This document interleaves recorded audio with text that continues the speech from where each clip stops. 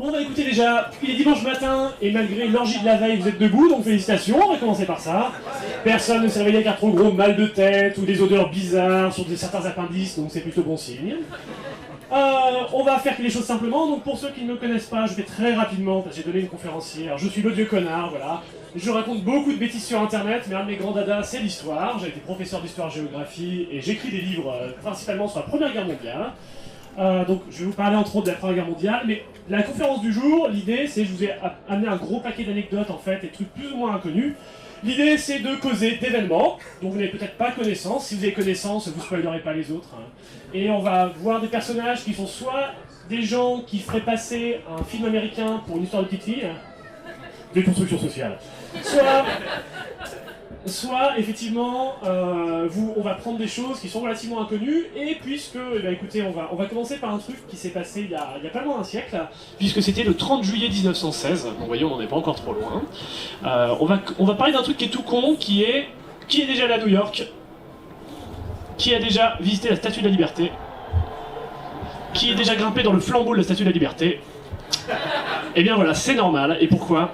Parce que ce flambeau, logiquement, est ouvert au public, et si vous ne pouvez pas monter dans le bras de la Statue de la Liberté, c'est à cause de la Première Guerre mondiale, et à cause du plus grand attentat qui a eu lieu à l'époque sur le sol américain, et la première cellule terroriste des États-Unis. Oh, sujet d'actualité. Bref, pour la petite histoire, les Allemands ont fait une des plus grosses blagues de leur histoire. Aujourd'hui, effectivement, il y a encore des conséquences, et pourtant, elle n'est pas connue. Et pourtant, on la voit dans beaucoup de films américains, donc je vais y venir. L'histoire, c'est que, en 1916, donc vous savez, la Première Guerre mondiale fait rage, je vous redonne pas les dates. Et il y a un concours de blagues entre les Allemands et les Anglais. Les Anglais font un blocus sur l'Angleterre, sur l'Angleterre. On commence bien. Ils font leur Brexit, exactement, ils se cassent. Allez, ça commence à bien faire la guerre, on est là. Alors les Anglais font donc un blocus sur l'Allemagne, donc tout bateau qui tente de passer en général se prend un ou deux cachous, ou une mine. Et à l'inverse, l'Allemand étant taquin avec ses sous-marins, tout ce qui essaie de gagner l'Angleterre se prend une petite torpille farceuse, le Lusitania, comme ça, ils s'en est pris une. Mais bon, ils transportaient des munitions, donc. Ils ont juste mis 70 ans à le reconnaître. L'anglais aime bien nier des trucs. Et il se trouve qu'ils savent qu'il y a des mecs qui sont pas engagés dans la guerre, qui filent plein de munitions aux Anglais, qui sont les États-Unis. Le plan est donc simple. Comment faire pour emmerder les Américains ? Bon, on pourrait torpiller leur bateau, comme on l'a déjà fait, mais quand on le fait, ça les énerve. C'est marrant, quand même. Mais à l'époque, les États-Unis, c'est pas une grande puissance, on se fout un peu de leur gueule, quand même. Les États-Unis, à l'époque, c'est en plus une puissance qui est très claire. Il y a certaines de ces communications qu'elles refusent de coder. Comme le monde change. Et donc, les Allemands se disent, on va faire une bonne blagounette. On va demander au capitaine von Rintelen, membre de la Kriegsmarine, d'aller aux États-Unis, parce que jusqu'ici, ils avaient un saboteur sur place qui était l'ambassadeur des États-Unis, ça s'est vite vu. Je sais pas ce que le mec a fait, s'il a piégé les Ferrero Rocher, mais c'était pas le bon plan. Non.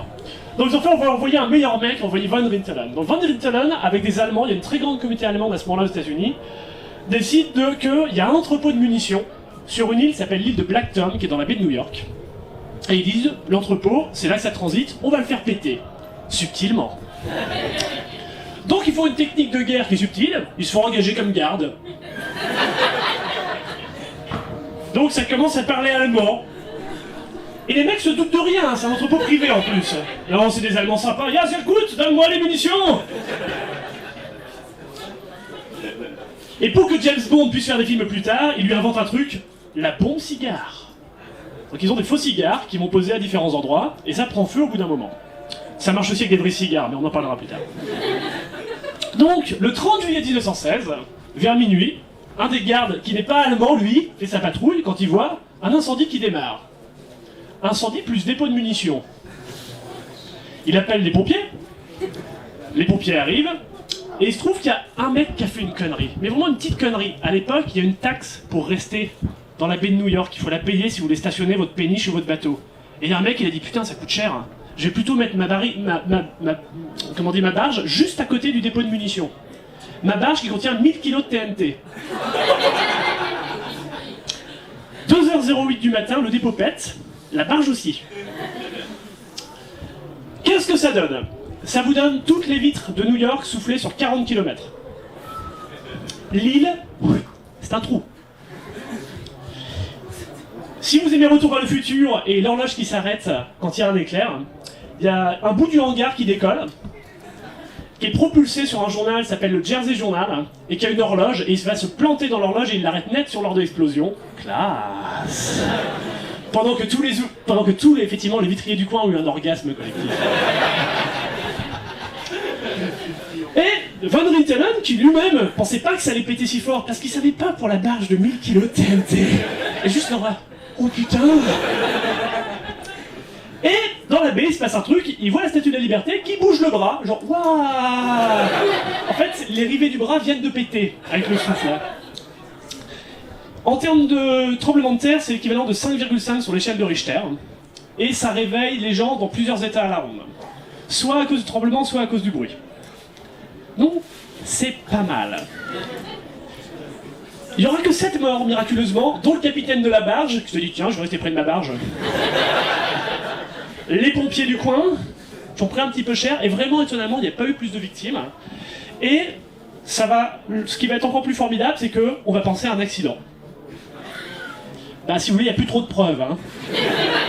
La police scientifique, quand elle arrive, mais il y avait une île là. Bon, quelqu'un a volé l'île durant la nuit, Fantomas.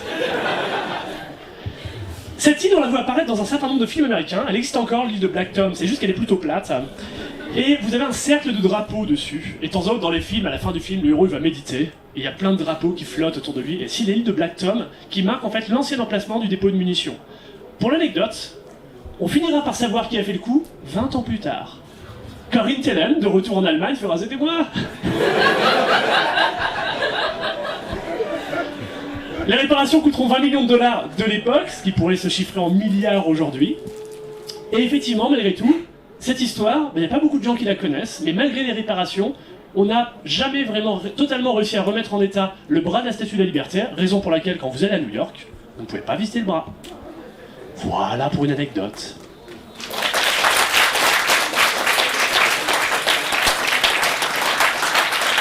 Je regarde ce que j'ai en stock, parce que j'improvise un cours d'histoire, alors je regarde les thèmes que j'ai pris.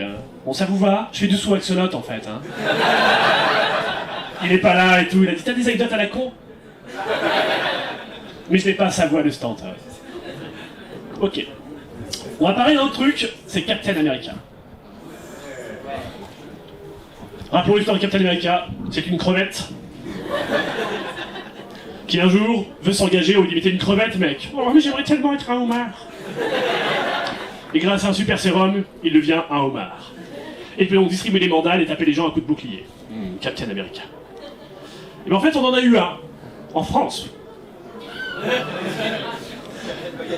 Non, pas Captain Baguette. Ça aurait pu et tout, à coup de baguette et tout, ça aurait été franchement trop bien, voilà. Allez, ouais, non, on aurait pu faire trop de trucs avec des camemberts et des machins, on y reviendra, mais du calme. Pour l'anecdote, on a eu un Captain America français qui s'appelait Albert Roche. On n'a qu'une seule photo de ce gars-là, et on va y venir. Albert Roche, son histoire, c'est la même. C'est un gars qui vit dans une ferme, et qui a une crevette. C'est pas de bol. Et à partir de 1914, il aimerait bien s'engager. Vraiment, ça lui ferait plaisir, il a envie d'aller péter de l'allemand. Il est comme ça. Mais le problème, c'est qu'il dit, mec, t'es une crevette, quoi. Donc ses parents aimeraient le garder à la ferme, parce qu'on a besoin de bras, en plus il y a eu beaucoup de réquisitions, et lui veut aller se battre, et quand il va dans un centre, il dit on ne prend pas. Mais, il finit par avoir un centre de recrutement qui lui dit oui. Donc il est envoyé s'entraîner, il fait ses classes, etc. Mais il est pas bon. Mais genre vraiment pas bon. Donc on continue à le laisser à l'entraînement. Il en a marre, il déserte. On le chope, on le ramène, punition, tir au front. La France vient de déployer son arme la plus terrible. Car Albert Roche est du genre grognon.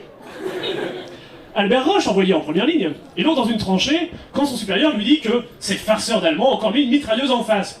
Faudrait que quelqu'un y aille, mais moi je peux pas, j'ai un rhume et tout. J'ai mal aux pieds. Albert Roche dit, moi j'y vais. Donc Albert Roche il y va en rampant, et il s'aperçoit que quelqu'un veut faire cuire de la saucisse, en tout cas il y a une cheminée qui fume. Donc il fout une grenade dedans, voir ce qui se passe. Les Allemands, pensant à une attaque générale, se rendent. Donc il rentre avec non seulement 8 prisonniers, qui étaient autour du four quand il a pété, qui font putain. Donc en plus il y a de la saucisse partout, enfin c'est effroyable. Et récupère la mitrailleuse, puis comme il a des bras en plus, il a chopé 8 mecs, bah vous porterez vos mitrailleuses. Donc il rentre avec toute la mitrailleuse de la tranchée allemande. Les gars font... Ok Albert Roche, t'es cool. Plus tard, Albert Roche est pris dans un bombardement. Sauf qu'Albert Roche, faut pas le faire chier. Les Allemands, après nettoyer toute la tranchée et vu des macabées un peu partout, attaquent. Donc ils sortent de la tranchée, la baïonnette, etc., se mettent à courir, quand soudain, déluge de feu. En fait, il n'y a plus qu'un mec dans la tranchée d'en face. Il a même pas de mitrailleuse, il a posé des fusils sur la tranchée, il court et il tire sur chaque fusil. Et autour. Donc il commence à tuer les mecs qui chargent, qui pensent que, bah, merde, la tranchée n'a pas été nettoyée, on se replie. Donc quand les renforts arrivent, bon bah, bravo les gars, vous avez repoussé le... Putain, mais t'es tout seul.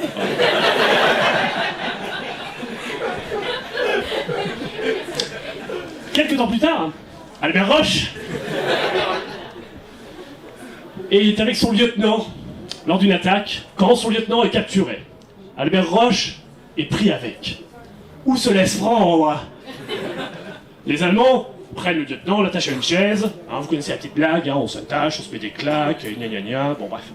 L'Allemand est joueur, et l'Allemand fait une terrible erreur, il va interroger Albert Roche.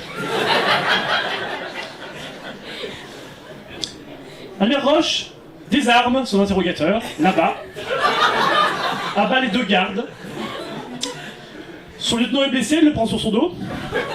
Il sort, il y a des gardes, il les arrête. Il rentre dans ses lignes avec 48 prisonniers.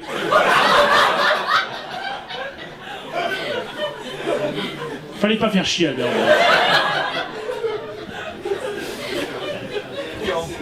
Albert Roche, au chemin des dames, apprend que son capitaine a été blessé. C'est embêtant. Il se décide à aller sauver les miches de son capitaine qui est pris entre les lignes. Il rentre durant 10 heures, 5 heures aller, 5 heures retour, pour aller chercher son capitaine.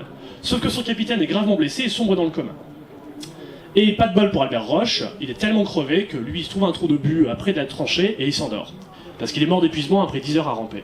Une patrouille le trouve et dit putain un mec qui dort dans un trou de but, c'est sûrement un déserteur, allez on le fusille. Il l'emmène, gros coup de moule, son capitaine sort du coma un peu avant. Oh putain, faites pas ça! Soit parce que c'est un héros, soit parce qu'Albert Roche aurait désarmé le peloton, ils auraient tous buté. À la fin de la guerre, Foch tombe sur le dossier d'Albert Roche, qui pour diverses raisons est resté deuxième classe tout du long de la guerre malgré ses différents exploits. La propagande a sûrement gonflé le chiffre, mais le chiffre de l'époque qui est donné, Albert Roche aurait fait 1180 prisonniers durant la guerre, ce qui représente un bataillon entier, fanfare comprise, à lui seul. Et donc, on a une seule photo de lui qui est à la cathédrale de Strasbourg à la fin de la guerre, où Foch est avec lui à faire « C'est mon copain !» Effectivement, il y a un petit gars avec son béret de chasseur, comme ça, qui a pas l'air spécialement bourrin. Et du coup, Albert Roche, c'est un des mecs qui portera le cercueil du soldat inconnu. C'est un type qui sera invité à la table du roi d'Angleterre, il bouffera avec tous les généraux, et hélas, en 1936, en descendant du bus, il sera renversé. Mais le mec avait du bol, le mec conduisait la bagnole, parce qu'il était un peu vieux, Albert Roche à ce moment-là, parce qu'il était encore jeune. Le mec il a été la bagnole avec les mains, il chopait le conducteur, il rentrait à la concession, il l'a brûlé, enfin tout. Gros coup de moule. Non voilà, c'est pour ça que, excusez-moi, mais Captain America... petit bras. Alors dans le même genre, c'était une belle époque où il fallait, pour s'appeler Albert, sachez-le, puisque les Australiens ont aussi un héros qui s'appelle Albert Jacka. Ça a même donné une BD, qui ressemble un petit peu, pour ceux qui connaissent les BD Team Fortress, c'est un peu dans cet esprit. Grosso modo, Albert Jacka, je vous la fais vite parce que c'est un petit peu la même histoire. Albert Jacka, c'est un Australien qui s'engage quand la guerre est déclarée, et il y a un concours de tous les journaux australiens pour savoir quel sera le premier Australien à décrocher la Victoria's Cross, la plus grande médaille militaire de nos amis anglais. Donc effectivement, il va partir à la guerre, et il va lui arriver plusieurs trucs rigolos. Le premier, c'est qu'il est envoyé justement aux Dardanelles. Donc les Dardanelles, c'est un débarquement qui va complètement échouer. Les soldats sont bloqués sur la plage, font des tranchées sur la plage, et à un moment, les Turcs, enfin les Ottomans, vont attaquer sa position et tuer tout le monde sauf 3 gars, dont Albert Jacka. On sait pas encore ce qu'il fait, attendez. Albert Jacka dit aux 2 autres, faut contre-attaquer. Mais... on est 3 mecs. Alors vous restez là. Albert Jacka contre-attaque. Au petit matin, quand les renforts arrivent, ils voient les 2 mecs qui disent « il est là-bas ». et qui pointent la tranchée ottomane. Ils y vont, ils tombent sur des Maccabées. Et assis sur la pile, un type a l'air fou. Ok, du calme Albert, on rentre. On rentre. Donc déjà là ils font, ok, Albert Jacquin c'est un beau. Très bien, il lui file la Victoria's Cross, etc. C'est le héros de la nation, blablabla, blablabla. Et il va se retrouver, parce que sachez que le plus grand cimetière australien au monde est en France. Effectivement, parce que voilà. Il va se retrouver justement dans une bataille relativement dure dans le nord de la France, où il va être victime d'un phénomène qui s'appelle l'obusite, à savoir que les Allemands attaquent sa tranchée, massacrent tout le monde dedans, et font 20 prisonniers, et à un moment, ils font du nettoyage de tranchée. Une nettoyage de tranchée, c'est pas propre, c'est soit au couteau, soit à la grenade, donc ils jettent des grenades dans tous les endroits où des gens pourraient dormir ou rester. Ils font une erreur et jettent une grenade dans la maison d'Albert Jacquin, qui est avec 2 gars. La grenade tue les 2 gars, elle tue pas Albert Jacquin. Et donc en fait, l'obusite, c'est un truc qui vous rend à moitié taré. Ça a différents effets, il y a des gens qui sont dans un état de catatonie complète, il y a des gars qui sont pris de terreur, qui se pissent dessus, et il y en a qui passent en mode berserk. Jacquin sort. Ils font oh putain. Jacquin était connu pour une chose, une fois qu'il a été sa médaille, il a été promu. Quand un homme ne le respectait pas, il lui pétait la gueule. Alors, ces hommes l'aimaient bien, parce qu'il faisait pareil avec les Allemands. Il a pas d'arme, il commence à défoncer à coups de poing les gars en face. Il gagne. Les Allemands donc qu'est-ce que c'est que ce bordel? Tire dessus. Albert Jacquin sera touché 7 fois, dont une balle dans la tête. Mais il va bien. Libère les 20 gars, il repousse l'offensive. Les Australiens font « Ok, je crois qu'on en tient un bon. C'est le héros de la nation, Albert Jacquin. » Ils font ça, putain, Albert Jacquin. Donc là, ils commencent à faire une BD Albert Jacquin. Ils disent « Bon, faut qu'on le mette en arrière, on va le mettre au renseignement. Comme ça, il sera plus explosé, il n'y aura plus de soucis. » Albert Jacquin est envoyé au renseignement. Jusqu'au jour où, alors qu'il observe à la jumelle, il voit 2 Allemands qui observent à la jumelle. Les 2 Allemands font un bruit genre... Albert Jacquin court.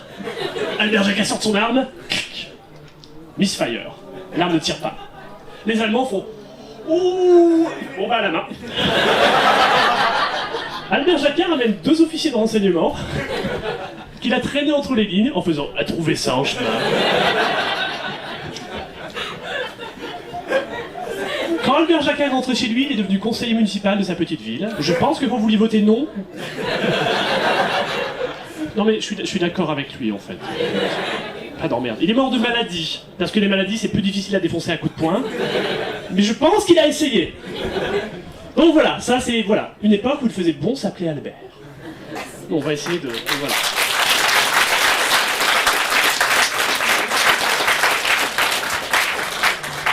Alors, on va changer un peu de guerre quand même, hein, et on va... Je vous dis ça, c'est des anecdotes que je racontais pour mes élèves un petit peu alertes durant mes cours. On va parler du Vietnam. Une guerre charmante et d'une thématique particulière qui est l'utilisation de fantômes au Vietnam. Mais oui, parce que les fantômes, il faut bien que ça serve à un truc. Donc, les Américains ont une grande idée. En 69, les Américains découvrent que il y a une grande tradition que vous connaissez sûrement, qui est importante chez les Vietnamiens, et même de manière générale en Asie, qui est le culte des ancêtres. Le principe est simple, quand vous mourrez, vos descendants doivent vous rendre hommage, etc. Il y a un autel dans les familles et autres. Ce culte nécessite que le corps soit identifié et repose dans une terre où il soit en paix. Voilà, ça ressemble un petit peu à nous, nos traditions sur les cimetières et autres, et le fait qu'on n'aime pas laisser des corps derrière. On demande donc à la division Psy-Op, non pas pour Psychic Operation, mais pour Psychological Operation, qui est équivalent de notre propagande, mais en version hard, de gérer la question. Et donc on leur dit, les Nord-Vietnamiens, apparemment, ils auraient peur des fantômes. Faites un truc avec ça. Et donc l'idée, c'est qu'ils commencent à larguer des tracts de propagande, leur disant, nous les Américains, et les Sud-Vietnamiens, quand il y a des pertes, on va chercher les corps. Ce qui est vrai, ils mettent vraiment de l'argent pour aller chercher les corps et les ramener. Donc vous aurez droit au culte des ancêtres. Vous, si vous mourrez, vous allez errer dans les limbes pour l'éternité. Parce que les communistes et la religion, ça passe moyen. Alors, il a que ça marche plus ou moins. Et là, ils ont une idée. Ils se disent, on va faire un enregistrement, façon Hollywood, avec des bruits de fantômes, des petites filles qui rigolent, des bruits de spectres, des cloches qui sonnent dans le lointain, et des gens qui appellent à l'aide. Un truc bien glauque. Et la nuit dans la jungle, on va faire des sacs à dos, on ira déposer ça, et on allume. Salut. Alors, dans la jungle, la nuit, les bruits de fantômes, ça rend bien. Et effectivement, vous avez, même sans ça, vous avez un ancien soldat communiste vietnamien qui a écrit en 91 que ils avaient vraiment peur de certains coins de la jungle, ils étaient persuadés qu'ils étaient hantés. En disant, les endroits où il y a eu des massacres, la nuit on entend encore les fantômes. Et là, c'était avant le déploiement de l'opération où ils mettaient les trucs. Alors quand on commence à mettre ça, ça fait ouh, oh bordel. Et ça marche pas si mal. Bon, l'inconvénient, c'est que il y a des soldats vietnamiens qui se barrent aussi. Ça leur fait peur. Et il y a des soldats américains qui disent ouais, on n'est pas rassurés la nuit quand même. Bon.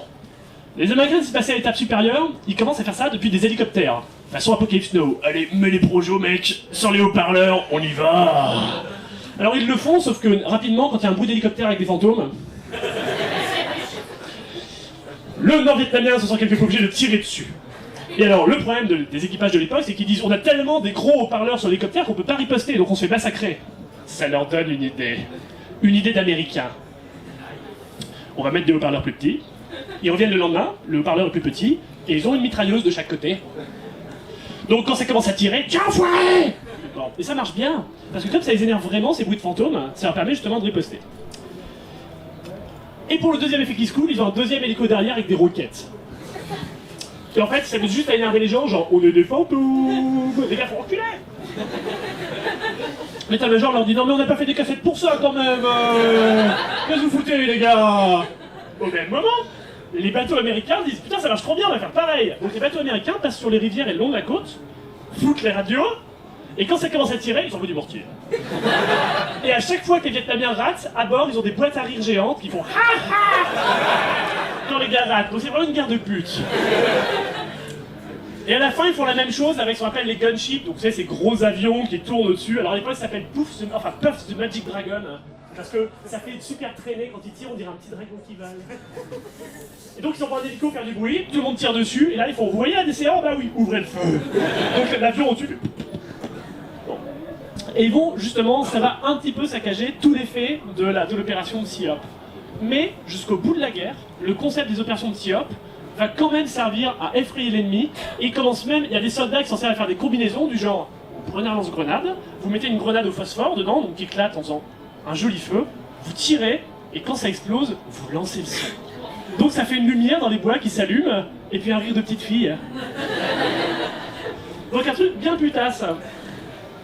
Et finalement, le problème qu'ils vont avoir, c'est justement que, comme ils auront un petit peu déconné, à force de faire le coup de l'hélicoptère et de l'avion et des bateaux, les Vietnamiens vont commencer à plus y croire et finiront par laisser tomber en disant non, quand il y a ce genre de conneries dans les bois, vous ouvrez le feu, vous faites ce que vous voulez, vous balancez du mortier, mais plus la peine d'avoir peur.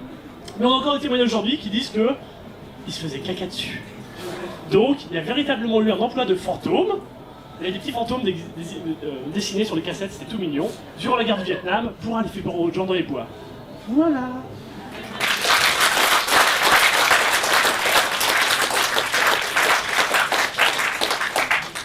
Alors, je suis en train de chercher quel sujet on pourrait prendre.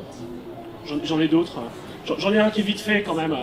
C'était juste que si vous aimez le football, les équipes de football qui ont été relativement couillues dans l'histoire, construction sociale. Et donc, ce principe est simple, c'est que en 14, déjà, les Anglais aiment le football. Jusque-là, tout va bien. Sauf qu'on s'est dit comment faire pour avoir des nouvelles recrues au front. Et si on leur disait que même les joueurs de football vont au front, donc les joueurs de football l'ont fait. Donc on a l'idée géniale de recruter toute une équipe de football et de l'envoyer au front. Les mecs ont pas rigolé. Alors on fait des affiches disant t'aimes le foot? Viens au front. Et vraiment elles existent ces affiches. C'est waouh. T'aimes le sport? Tu vas trop t'éclater. Oui, vous faire éclater. Et juste pour la petite anecdote, durant la bataille de Loos, qui est une bataille pareil dans le nord de la France, vous avez un régiment d'Irlandais qui au moment de charger, leur officier anglais, parce qu'on déconne pas, on va pas essayer des Irlandais tout seul. Leur officier anglais qui patrouille les Irlandais voit les mecs dans la tranchée qui attendent avec le fusil, il y en a 6 avec un ballon. Enfin, 5. Donc 5 avec le ballon, il fait mais qu'est-ce que vous branlez? On va jouer au foot. C'est qu'on va charger la cambelle. Ouais. Et non mais, donc il sort son couteau, il poignarde les ballons, en disant ça suffit les calories. Mais il y en a un 6e qui a fait oh putain, il va crever mon ballon. Il l'a dégonflé, il l'a bloqué, donc quand ils sortent, ils font ya, et lui il s'arrête. Et il gonfle son ballon. Donc tout le monde est un peu là genre what the fuck. Mais il le gonfle son ballon. Et après il fait, allez c'est parti. Et il charge. Ses potes chargent avec lui, et le mec commence à dribbler au milieu des obus, sur à peu près 20 mètres. Au bout de 20 mètres, il se prend une balle dans le genou, il attend de faire une passe. J'ai récupéré par ses potes, qui court avec le fusil. Donc ils s'albent sur la jambe face. Donc il court, on les passe, donc le mec, il y en a encore un qui se prend un peu de cachou, mais il attend de faire une passe, donc ça continue, et il tente le but, mais ça finit dans un barbelé, donc quelque part c'est quand même au fond des filets. Et en fait, les deux armées vont dire, qu'est-ce qui s'est passé? Alors ils sont rendus sur la jambe, wouhou! Le mec a pris sa balle dans le genou, et en fait, même la reine et tout, on va savoir ce que c'était que ce bordel. Donc il y a des peintures qui existent. On parle des Irlandais qui chargent en jouant au foot, parce que c'était plus festif quand même. Voilà, ça met un peu l'ambiance. Et qui, des années après, à chaque réunion, se faisait présenter le ballon. Le ballon de monsieur, parce qu'ils sont allés le chercher. Ils sont allés le chercher, ils ont retiré le trou qui avait fait barbelé, ils ont remis, ils ont recousu, ils ont regonflé, et c'était leur ballon. Donc quelque part, effectivement, là, je vous cache pas que par rapport aux joueurs de foot qui, quand on les bouscule, font « Oh non, je vais mourir! Oh non, il a mis un coup de short !» Là, les gars, c'est par terre à faire « Eh, j'ai une balle dans le genou !» Et bon, comme c'est cassé, bon froid d'éponge magique, et c'était reparti. Voilà.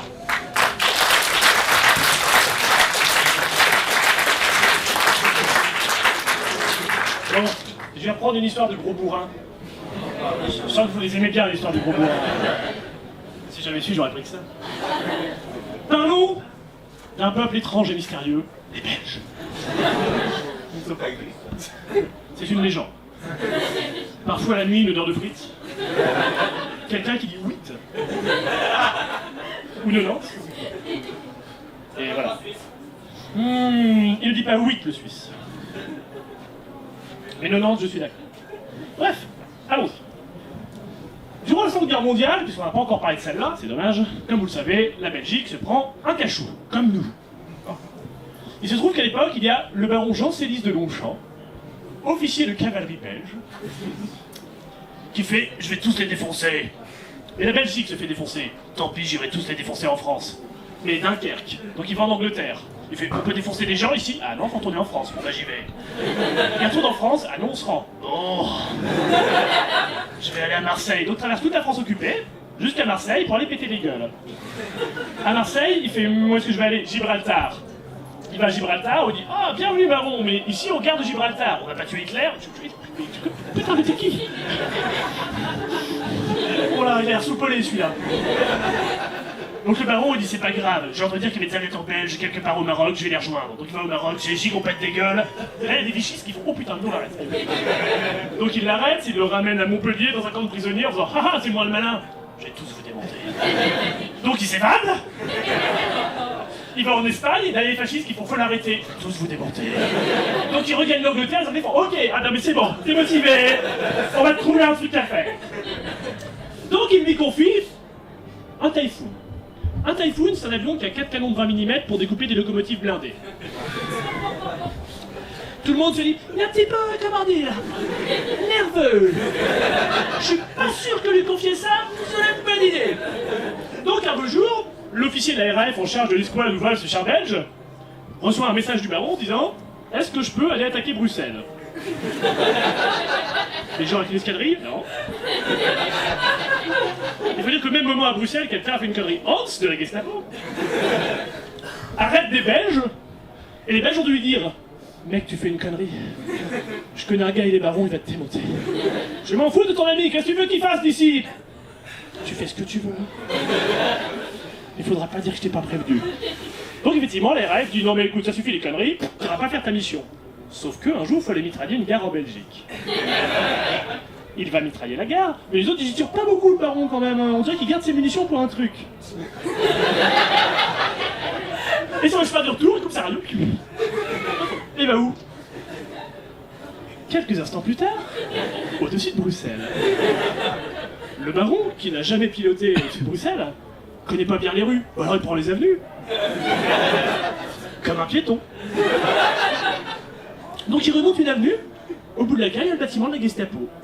Donc il y a Hans, pareil, à la fenêtre, qui prend son café et fait...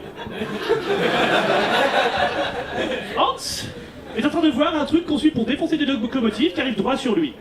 C'est pas grave, il y a 12 étages au bâtiment. C'est pas grave, il se fait les 12 étages. Le baron Célis de Longchamp mitraille les 12 étages de la Gestapo, faisant péter la façade et tout ce qu'il y a derrière, dont Hans. Mais pas son café. Avant de rentrer à la base, la Gestapo devra mettre des zones spécifiquement pour protéger le QG pour une raison simple, tout Bruxelles vient se foutre de leur gueule. En fait, il est dans les DIA, ils vraiment se foutent de leur gueule. Ça suffit maintenant, les bêches! Quel farceur, c'est pas vrai? Le baron rentre à la base, et comme dans le film américain, on lui dit tu es rétrogradé et muté à une autre unité. Mais il faut une médaille. Hélas, le baron mourra la même année en 1943 en rentrant de mission. En août 1943, pour être tout à fait exact. Et ça sera la fin. Mais aujourd'hui encore à Bruxelles, il y a un bus que peu de gens connaissent, qui représente le baron Célis de Longchamp et comment il a éclaté tout seul la Gestapo de Bruxelles.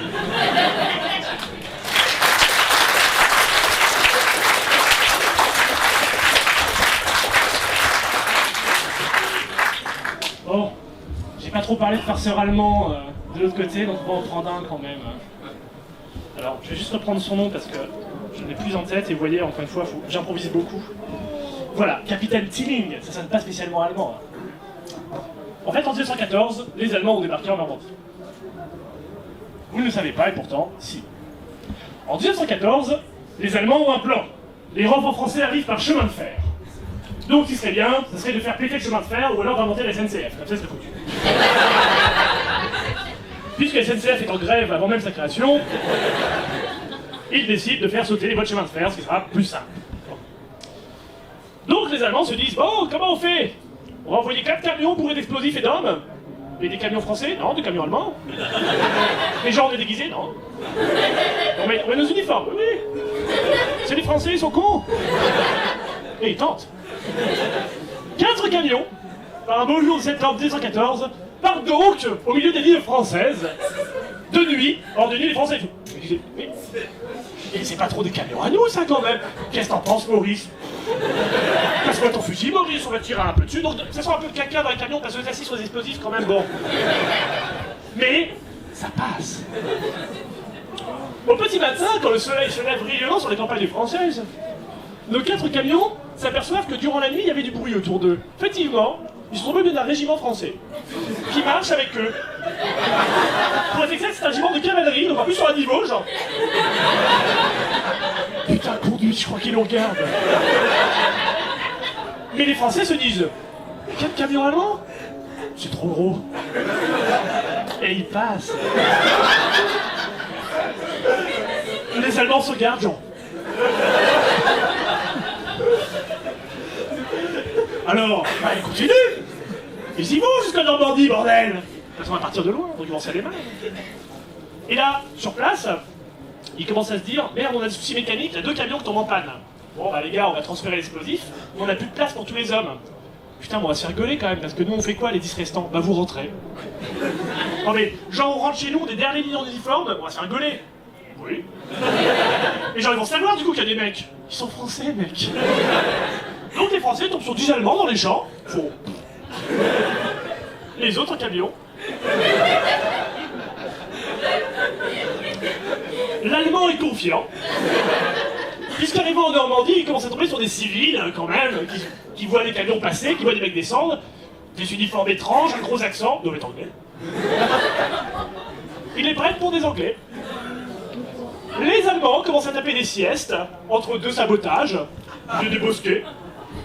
Et il y a les civils qui passent, bonjour. Ça passe crème. Les Allemands se disent, putain, mais qu'est-ce qu'ils sont cons. Et là, tel dans une histoire de Perceval, arrive une vieille.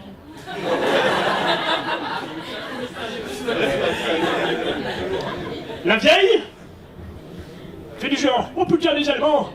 Et oui, la vieille a fait la guerre de 70, elle sait reconnaître un Germain. Donc elle va à la gendarmerie. Bonjour madame, on peut vous aider? Il y a les Allemands. Madame. Sans rire. Donc elle explique que les Allemands sont dans un bosquet plus loin. Les gendarmes au départ faudrait... Puis ils décident d'envoyer quelques mecs à vélo. Mecs à vélo qui arrivent, qui tombent sur les Allemands. Les Allemands qui voient des gendarmes. Bon bah fusillade alors. Donc effectivement, fusillade il y a. on commence à appeler toutes les bagnoles, genre allez, c'est parti, on y va les gars. Et effectivement, c'est parti, on y va les gars. Donc ils envoient... Tout le monde entend bien au fond? Ça va? Donc effectivement, ils envoient des voitures poursuivre tout ça. Alors je vous cache pas que c'est vraiment une course-poursuite digne d'un film. Les mecs se retournent dans les champs, commencent à partir en courant, etc. etc. Il y a des gendarmes morts, des Allemands morts un peu partout. Et ils finissent par les arrêter. Et là où c'est intéressant, c'est qu'effectivement, non seulement ils les arrêtent, mais ils disent on va vous fusiller, parce que vous êtes des saboteurs et des espions. Même si vous êtes passé dans nos lignes avec des codes genre no IA, no clip, parce que c'est juste pas possible. Et ce qu'ils vont dire aux civils, simplement, enfin, ce que les Allemands vont répondre, c'est juste tu veux nous fusiller? Ouais. Selon quel code? Je viens de te dire, t'es un saboteur, un espion. Je suis en uniforme, mec. C'est-à-dire que je suis juste passé crème dans tes lignes. Hypothétiquement, je suis pas un espion. Donc ils ont pas le droit. Et donc les Allemands font camouflage. Voilà, et ça s'appelle les combats de Rougemare et de Flamands, qui ont coûté la vie à un certain nombre de gens. Voilà, et qui prouvent que finalement la ruse, c'était pas la peine de se faire chier. Voilà.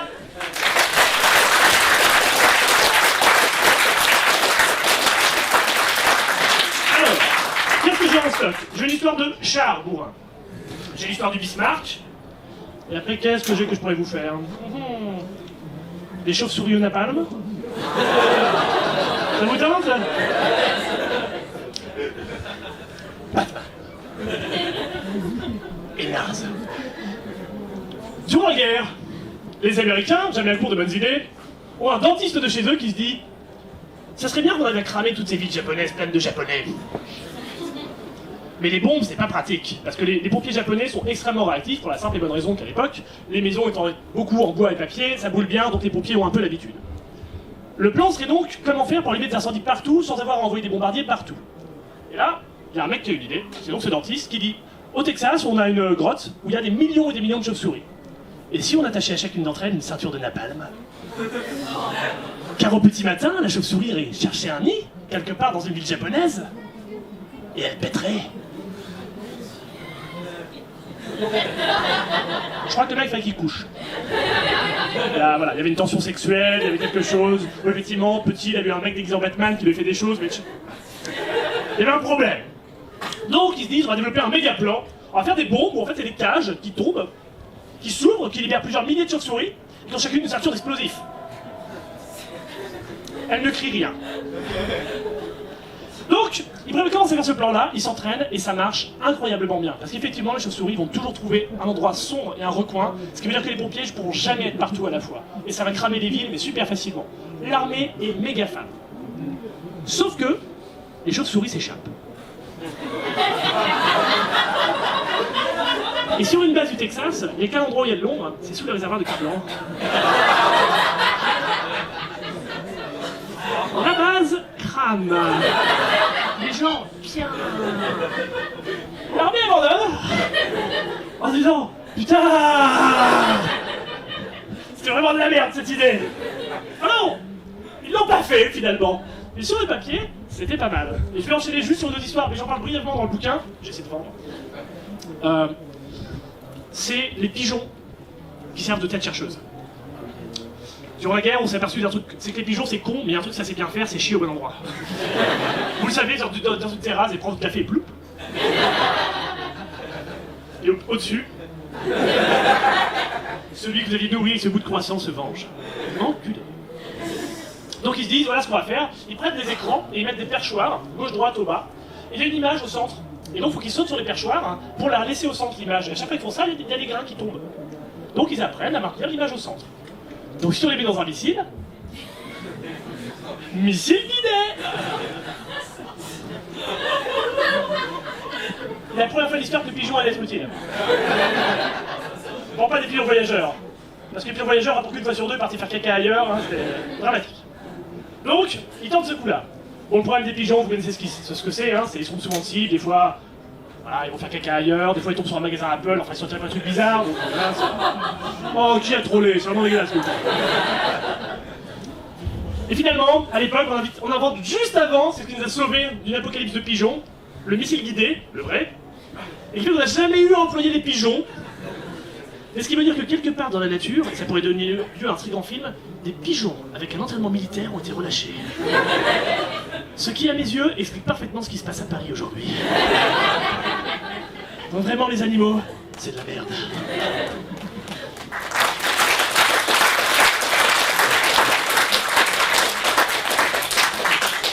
Alors, qu'est-ce que j'ai encore en stock? J'ai encore un bourrin. Allez, je vous laisse le choix. Fantassin bourrin, char bourrin, bateau bourrin. Char. Rien. La bataille de Stone. Celle-là, je l'ai déjà raconté plusieurs fois, des gens ont peut-être déjà entendu. C'est un grand classique. Dans mon livre d'histoire, l'armée française, elle est partie en faisant en 1940. C'est pas vrai. Il y a un moment, l'armée française, elle a retenu avec 2 chars, ce qui fait passer Fury pour une petite fille. Avec 2 chars, elle a retenu l'armée allemande. Mais comment faire? Bien, c'est facile, mes bons amis. 1940, il y a un village qui s'appelle Stone dans les Ardennes. Facile à retenir, Stone et Ardennes. À votre service. Bref, comme vous le savez, lorsque l'Allemand s'ennuie, il part en vacances dans les Ardennes avec son char, on en a parlé hier en conférence, il prend sa caravane, il envahit la France. Il est comme ça, il est taquin, voilà. Sauf que là, il arrive dans le village de Stone, et plusieurs fois dans la journée, le village change de main encore, et il contre-attaque. Et puis, à un moment, ils se disent, bon, on va envoyer un truc qu'on n'a pas trop, les chars. Ok, très bien. Donc on a à l'époque un char qui s'appelle le B1 bis. Le B1 bis, c'est gros. C'est gros, et en fait c'est un canon dans la coque et un canon dans la tourelle. Donc ça a 2 gros canons. Et donc à l'époque, il y a un officier qui commande, le capitaine Billotte, voilà, qui commande un char qui s'appelle l'heure. Donc comme le département, hein, pas comme l'heure du jour qu'il est. Donc effectivement, il va avancer et rentrer dans le village en se disant je vais reprendre le village tout seul, les gars, ça me paraît bien. Il rentre, il arrive avec son char dans le village, il faut monter une côte quand même, c'est pas facile, il faut passer la première plusieurs fois, c'est un char. Il arrive en haut, et là il y a 13 chars allemands qui le regardent. C'est embêtant. Mais ils sont en file indienne.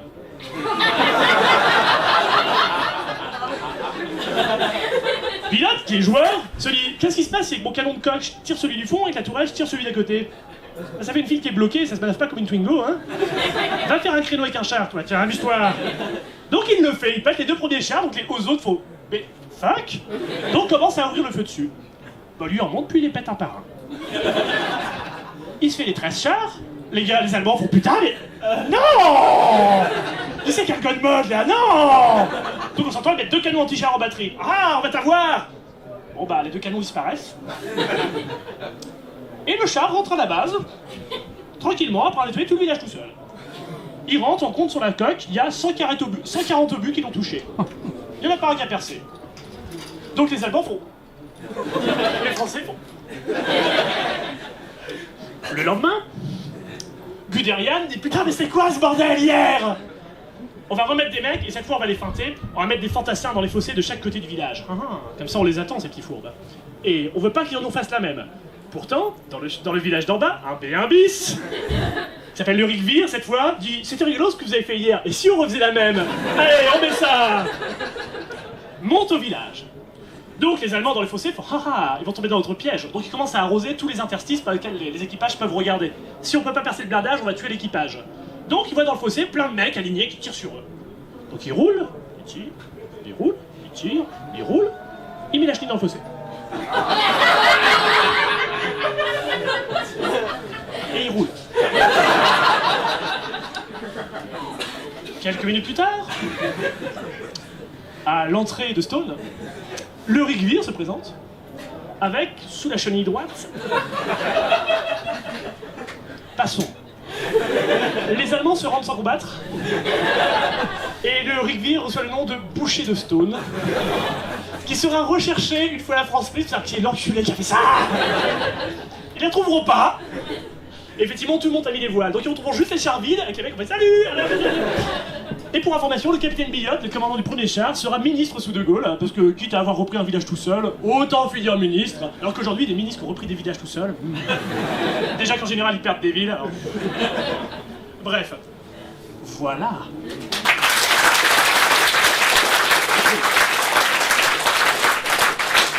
Allez, je regarde. Logiquement, on a le temps pour une dernière. Alors, qu'est-ce qu'on a? Ah, j'ai des trucs sur la Tour Eiffel éventuellement pour rigoler. J'ai la Tour Eiffel pour vous dire qu'elle a servi à faire des grosses blagues.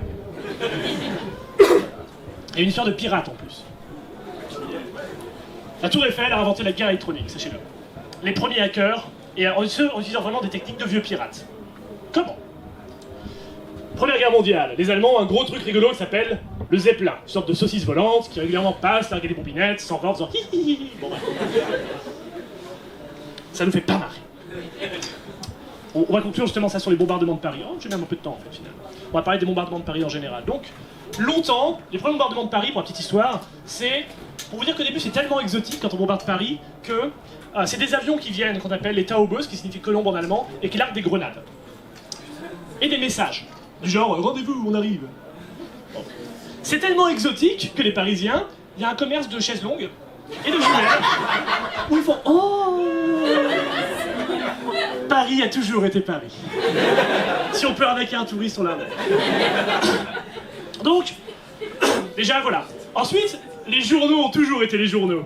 Ce qui veut dire qu'à l'époque, on fait venir intervenir dans les journaux d'esprits experts. Pensez-vous que les Zeppelins vont venir sur Paris? Ils sont venus sur Londres. Non, ils viendront pas. Non, ils vont pas assez loin. Non, genre Londres, c'est pas plus loin. Non, c'est des merdes et tout, on va les arrêter.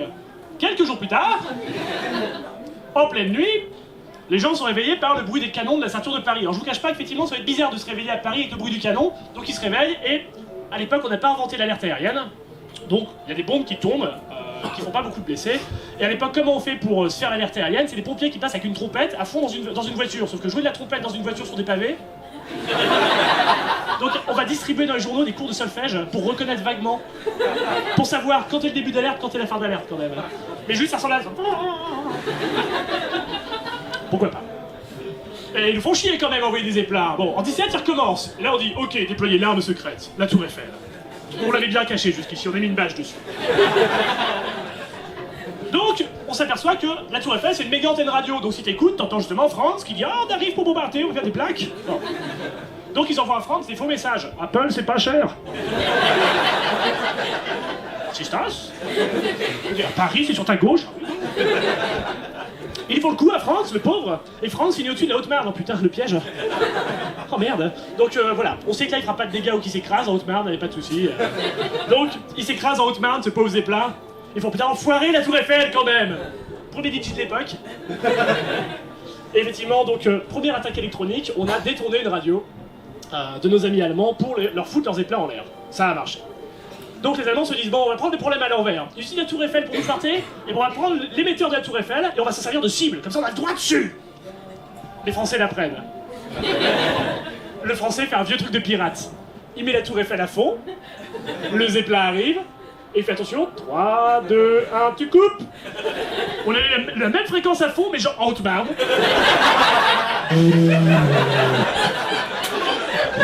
Les Allemands n'en veulent plus de Zeppelin, je dis. Complètement blasés. Du coup, ils ont utilisé d'autres armes. On sait bien faire. Le Parisien est joueur. Donc les Allemands, ils surtout ne servent pas ces canons de marine. Normal, ils n'ont plus de marine, donc voilà. Donc, comment faire un canon qui puisse tirer jusqu'à Paris? On peut pas, on n'est pas assez près. Donc ils se disent, et si on faisait une mégazorde? C'est quand on prend plusieurs véhicules, c'est des courbines, ça fait un repos géant. On prend plusieurs canons et des courbines, ça fait un canon géant. Donc en fait, ils alignent plusieurs canons, les uns au bout des autres, et ça fait canon géant, c'est cool. C'est écoute, bien. Ce qu'on appelle les canons de Paris. Et quand ils ont fait un canon géant, faut trouver un très gros buisson pour le camoufler. Bon, ils trouvent un très gros buisson pour le camoufler. Hop là, près du front. Ah, je suis sur un buisson, c'est tout, j'ai un peu qui dépasse, c'est une grosse branche. Hein. Bon, elle fait 50 mètres de long, mais c'est une grosse branche. Maintenant, on va tirer sur Paris. Ah, grosse canaille. Désolé pour les accents, je sais que c'est raciste et tout ça. Je pense que Pouillon viendra m'engueuler tout à l'heure. Et donc, grosse canaille. Là, le problème, c'est qu'il faut tirer à 100 km, il faut appeler des mathématiciens. Pourquoi? Parce que faut calculer la rotondité de la Terre, tellement on tire loin. Ah oui, la Terre est ronde, alors il faut calculer que... Et les Allemands se disent, comment faire pour tirer très très loin? On pourrait tirer de la stratosphère, il n'y a pas beaucoup de résistance. Donc on va tirer à 42 km d'altitude. Le premier objet que l'homme envoie de la stratosphère était un obus calé sur Paris. Sachez-le. Au même moment, à Paris, il visait le palais de justice, mais c'est Place de la République qui tombe. Pauvre du debout. Et donc, ils se prennent leur obus, et toutes les 15 minutes, ils se reprennent un obus sur la gueule. Et personne ne sait d'où ça vient, il n'y a pas de bruit. Juste ça fait boum, puis c'est des gros obus. Hein. Alors pour ça, tellement les obus sont gros, ça défonce le canon quand ça passe. Donc chaque obus est plus gros que le précédent. Parce que comme le canon est défoncé, il y a plus de place. Donc à la fin, tu peux tirer une Fiat Panda sur Paris. Mais ça se fait pas quand même. C'est un coup choper le tétanos. Et donc effectivement, ils vont tirer sur Paris à coup de Fiat Panda. Ils peuvent tirer 65 obus, après il faut changer le canon. Alors changer un canon de 50 mètres, ça prend un peu de temps. Donc au départ, les Français font putain, on se prend des obus. C'est sûrement un zeppelin. Envoyez l'aviation. On a eu du bol qui part un avion, fait... Genre, truc invisible qui le démonte. Bon, très bien, bonsoir. Donc les avions voient rien. Donc on appelle le front, on leur dit mais putain le front, vous foutez quoi, on se prend des obus. Le front disant bah attendez, le front il est à 100 km, il y a rien qui tire à 100 km. Et donc finalement, c'est des poilus qui sont sur le front, qui ont tellement l'habitude d'entendre les obus que pour camoufler le tir, quand ils tirent, ils font tirer toutes les batteries en même temps, les Allemands, comme ça on n'entend pas. Ça camoufle le bruit. Sauf que les poilus ont un peu l'habitude et ils entendent un bruit beaucoup plus gros que les autres quand même à chaque fois. Genre, il y a 2 tirs à chaque fois, c'est suspect. Parce qu'à Paris, la théorie, c'est... Il y a des journaux qui commencent à dire c'est des canons pneumatiques dans Paris, faut... Les Allemands infiltrés, alors il y a des descentes chez les gens, genre c'est toi qui as un canon pneumatique. De la police. Police qui a, pour information, un monde a confié la DCA à la police et a tiré sur des nuages. Donc on leur a retiré. C'était n'importe quoi. Donc effectivement, ils aperçoivent le truc, donc on envoie l'aviation, les mecs comprennent qu'ils sont repérés, se barrent, et novembre 1918 approche. Donc en novembre 18, les Allemands ont dit bon, ils vont les voir nos canons, on va les fondre. Donc on n'a jamais mis la main sur ces canons. Ils ont disparu corps et biens. Et pour information, on n'en sait que très peu de choses, parce que même après la fin de la guerre, il y a eu des sanctions contre toute personne qui avait travaillé dans les usines Krupp, qui avait fabriqué les canons, qui révéleraient la moindre information sur le sujet. Donc c'est un des grands mystères de l'histoire, on sait juste que c'était des canons de marine combinés les uns aux autres, on connaît l'histoire de portée et de hauteur, mais on sait jamais exactement comment ils s'y ont pris. Mais voilà comment effectivement, avec la Tour Eiffel, on a fait des grosses blagues, et qu'ensuite les Allemands ils postaient avec une blague encore plus grosse.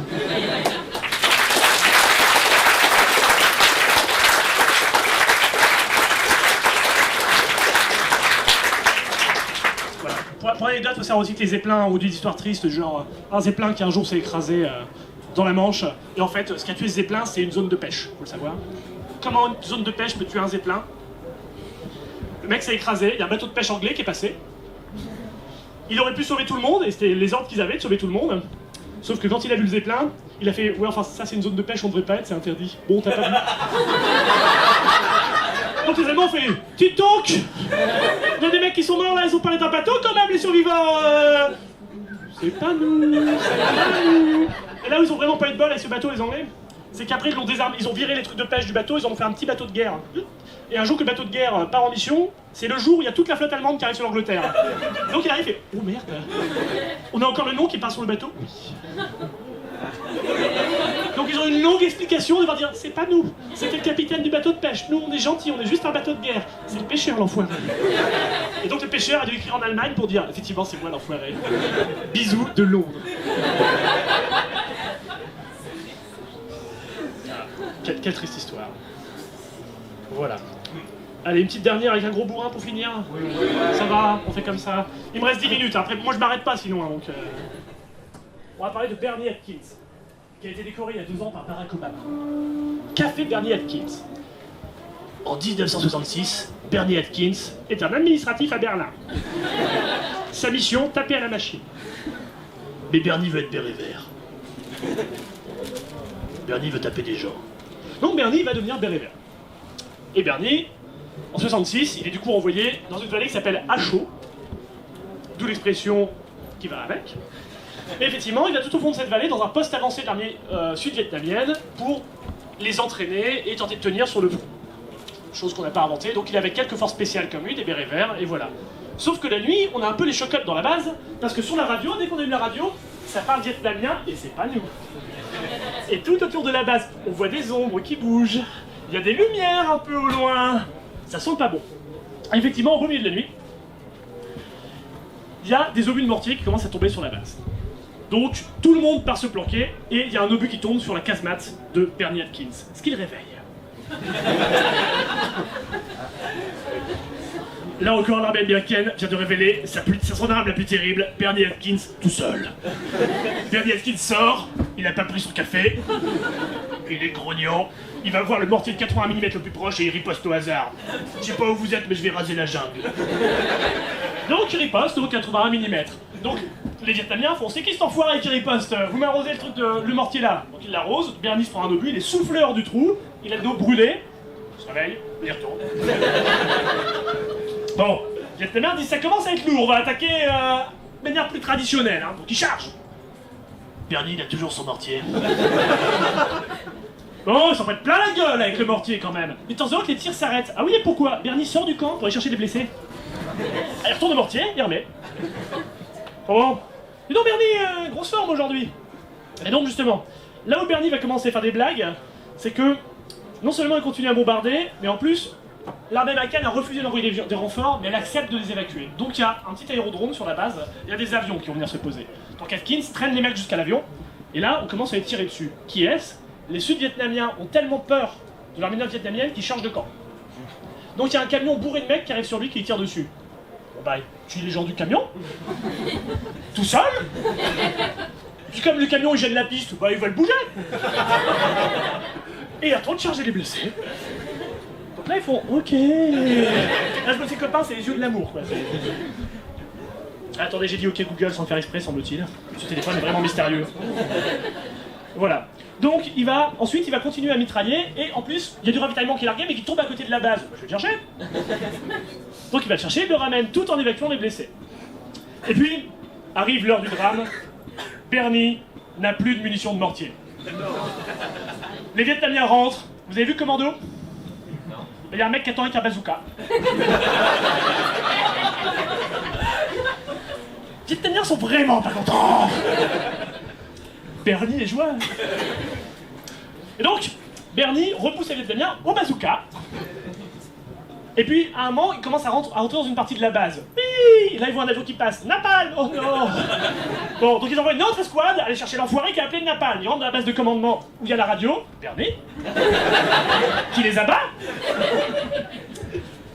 Oh! Compliqué cette histoire!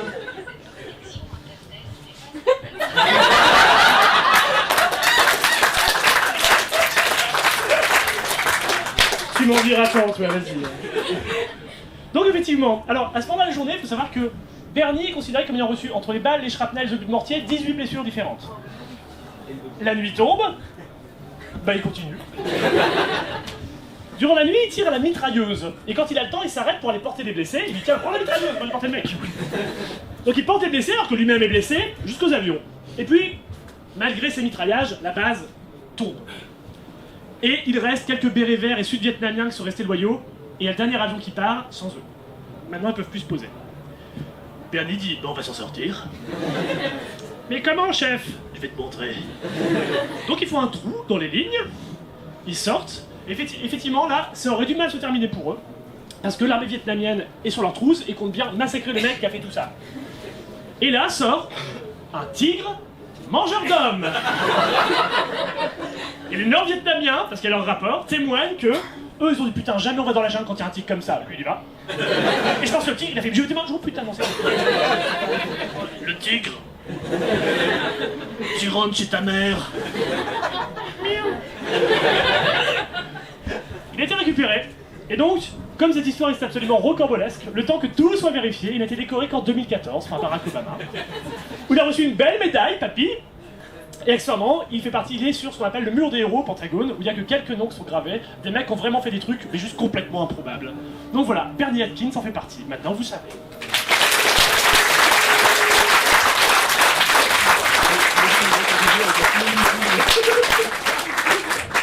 Il y a une conférence après? Et ben on va laisser la place alors. J'ai pris 10 minutes. Brave Jean, merci à vous. Merci.